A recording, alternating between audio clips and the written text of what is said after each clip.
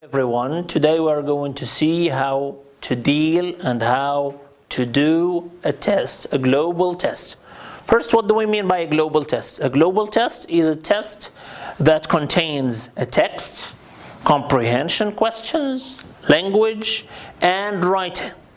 So here is the text we're going to deal with today. It is a text composed of 4 paragraphs. And it is about a famous tennis player who is Rafael Nadal. I think most of you know the name. Rafael Nadal was born on a Spanish island called Mallorca on the 3rd of June in 1986, where his family lived. He started playing tennis when he was 3. Although he is right-handed, he changed to playing left-handed when he was 8 years old. He also really liked football, but stopped playing because he needed more time for school. His uncle Tony helped Rafael to become a professional. When Rafael was 14, the Spanish Tennis Federation wanted Rafael to leave the island of Mallorca and move to Barcelona. However, his family didn't want this, so the Spanish Federation decided to reduce the financial help for Rafael's career. This decision by the Spanish Federation of Tennis was very stupid and very typical. Rafael tried to win Wimbledon twice before taking the title from his friend Roger Federer in 2008. They played the longest Wimbledon final ever, and hero and former champion John McEnroe called it the best tennis match in history. In the same year, Nadal became the best player in the world. So after reading the text very carefully and pointing out the words that need more clarification, you are going to answer the comprehension questions. And when you move to the comprehension questions, you have the marks here. So it's 7 marks. So the first question is for 3 marks. Answer these questions from the text. So all the comprehension questions should be based on the text.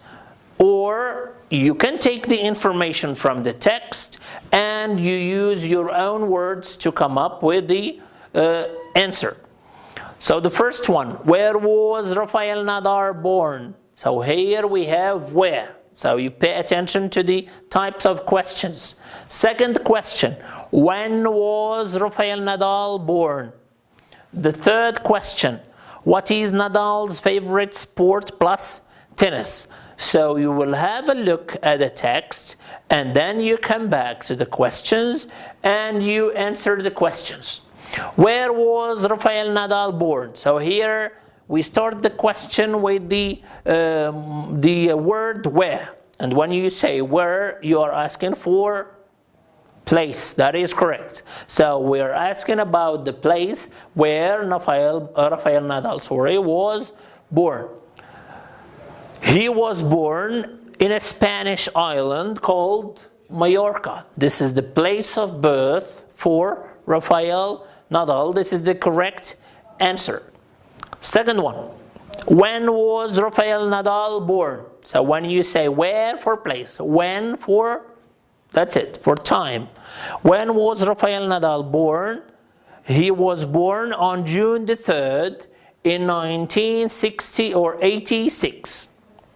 This is the date of his birth. C, what is Nadal's favorite sport plus tennis? So apart from tennis, he likes another sport and he was playing it too as well.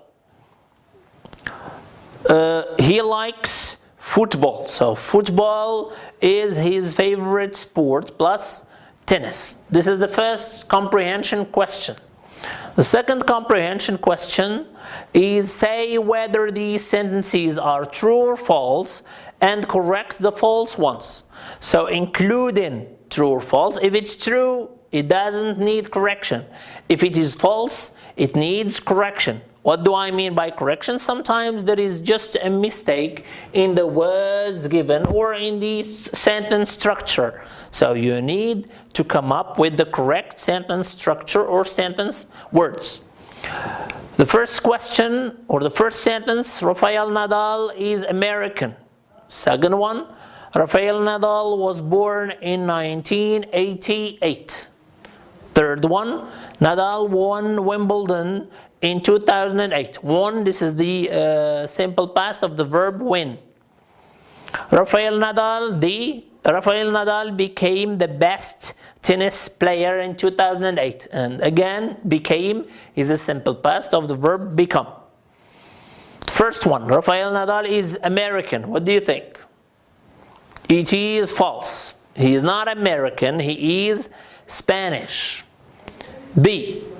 Rafael Nadal was born in 1988. False. He was not born in 1988. He was born in 1986.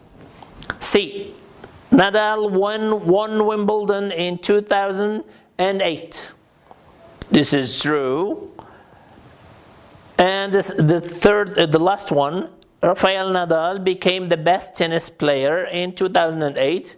It is true as well. As you can see, say whether these statements are true or false and correct the false ones. Only the false ones should be corrected, but when it is true, there is nothing to correct. Now we will move to the second section in the test, which is language. And language for 7 marks as well. So 7 plus 7 becomes 14. So we are going to do the first exercise of language. Put the verbs between brackets in the correct tense, simple past or present perfect simple. These are the tenses we have already seen. So you are going to put the verb between brackets in one of these tenses. He, and we have sleep between brackets, early yesterday. She, work between brackets, here since 2010. We, and we have not studied English last week. I'll give you some time to think and come up with the answers. Let's do the first one. He slept. This is the simple past of sleep. It is an irregular verb. He slept early yesterday. As you can see here, we have a time indicator which is yesterday. So we need to use the simple past.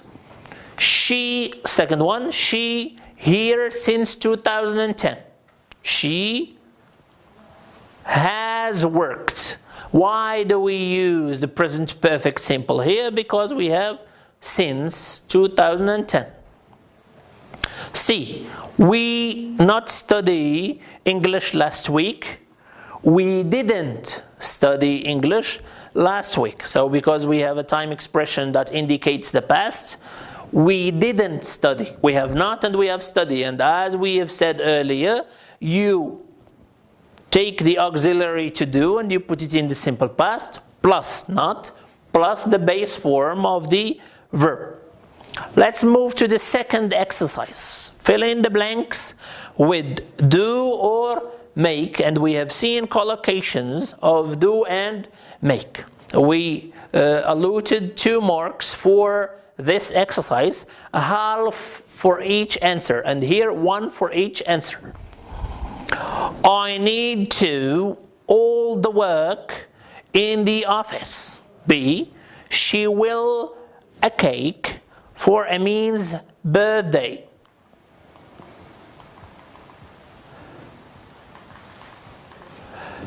So here, what are we going to use? I need to do or make. I need to do all the work in the office. Second one, she will a cake for Amin's birthday. She will make a cake for Amin's birthday. C.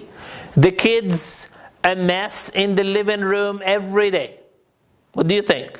The kids make or do? That's correct. Yeah, it's make a mess in the living room every day. D. The mother will the housework. The mother will do the housework. Okay? Second or third exercise here, fill in the blanks with words from the list. So we have a list of words here, a half for each word. We have money, we have carpooling, and we have pollution, and we have buy. And we have seen these words in vocabulary section. We need a huge amount of to this house. My friend and I do as we take one car to work in order to minimize I will give you some time to come up with the answers and then we'll correct. Let's move to correction. We need a huge amount of money to buy this house. We need a huge amount of money to buy this house. B. My friend and I do carpooling. And as we have seen, carpooling is taking one car. If you are four working at the same place, you take only one car. Each day you take the car of a friend in order to minimize air pollution. That is correct. To minimize air pollution, because when you take one car instead of 4 or 5 cars, the amount of smoke emitted in the air is less. So you minimize it.